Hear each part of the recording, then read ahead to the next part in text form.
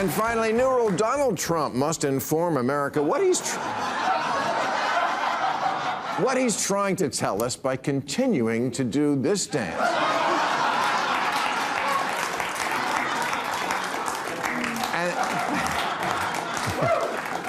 And now, making YMCA his anthem. And look, it's a new year, a new administration, and I say clean slate. I'm not going to keep rehashing the bit I did so many times last year where I played the video of Trump doing the dance and saying it looked like he was jerking off two guys at the same time. Even though it looks exactly like he's jerking off two guys at the same time.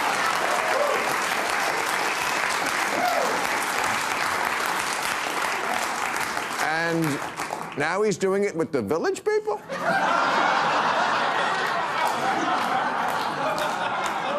What is he trying to tell us? And I'm not saying Donald Trump is secretly gay. It doesn't look like much of a secret. No, I'm kidding.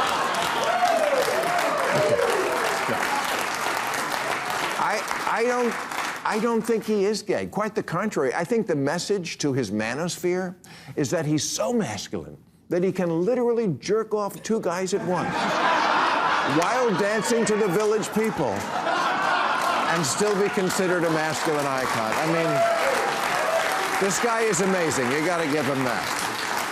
No, my quibble is that what he chose for our new anthem, not that it's gay, that would be fine, but if we're going to have a new anthem, I want one that accurately epitomizes America, and I know just the song. It's by the man who's having a well-deserved victory lap these days, Bob Dylan, and I think that right now, while America is at peak Chalamet,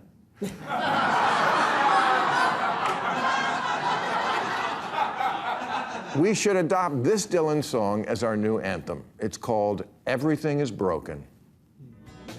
Broken lines, broken strings, broken threads, broken springs, broken idols, broken heads, people sleeping in broken beds. Ain't no use jiving, ain't no use joking. Everything is broken. Yeah, kids, you didn't know he could get down like that, did you?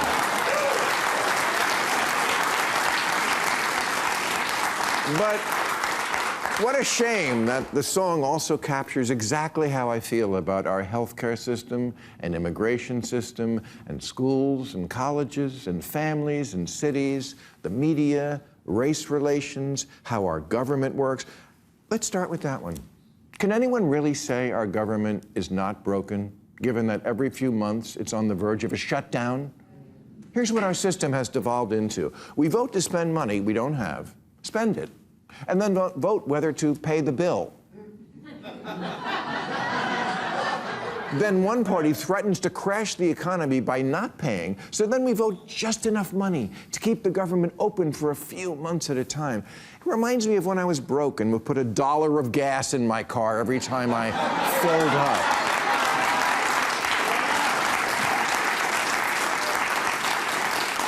You can tell me that's not a broken system? The gerrymandering, the lobbyists writing the laws, the Electoral College, putting presidents in office who didn't win, the parties who don't even talk to each other anymore?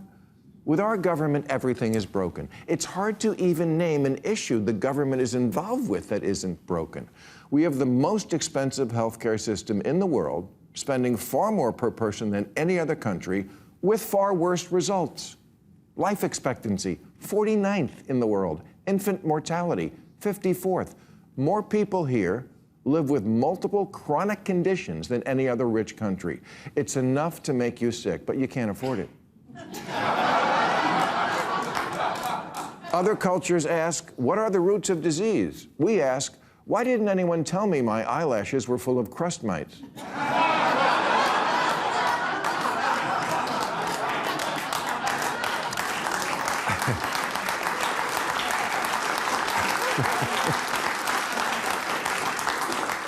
I think families are broken. When I was growing up in Anytown, USA in the 60s and 70s, I don't remember a single kid being the product of divorce. The word never came up. Other words that never came up? anxiety, attention deficit disorder, influencer, peanut allergy, anal. Never came up. Cities are broken. In New York, don't even ask what it would cost to get an apartment with a nice view of the air shaft and walking distance to the subway where they push you onto the tracks. Okay, I'll tell you what it would cost. You need to make $165 grand a year to rent the average apartment in New York, which is triple what the average pay is. Okay, that's broken. Because the economy is broken. And if you're in the half that can afford Taylor Swift tickets or private firefighters or anything at Whole Foods,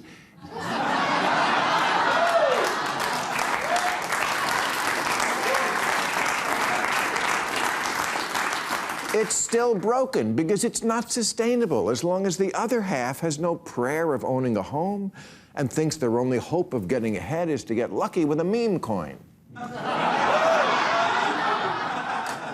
I mean, really, could a folk singer afford an apartment in New York today? Yeesh. It's Dylan, he used to live there. Never mind. And if your answer to all this is, well, there's a new sheriff in town and he's going to fix it, dream on.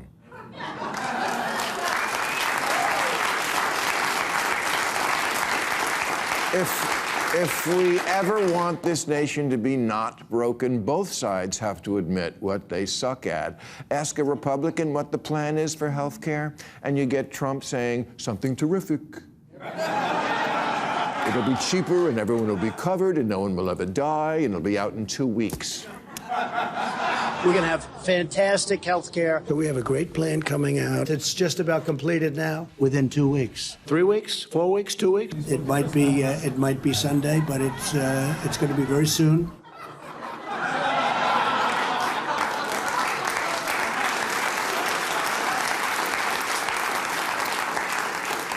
The Democrat version of that is immigration. Here's a graph that shows immigration under Bush and then Obama and then Trump first term, pretty much the same. Then we get to Biden. Well, Democrats can say they weren't for open borders, but it sure looks like someone left the gate unlocked. There are 500 million people in South and Central America. We can't take them all. Someone's got to grow the cocaine.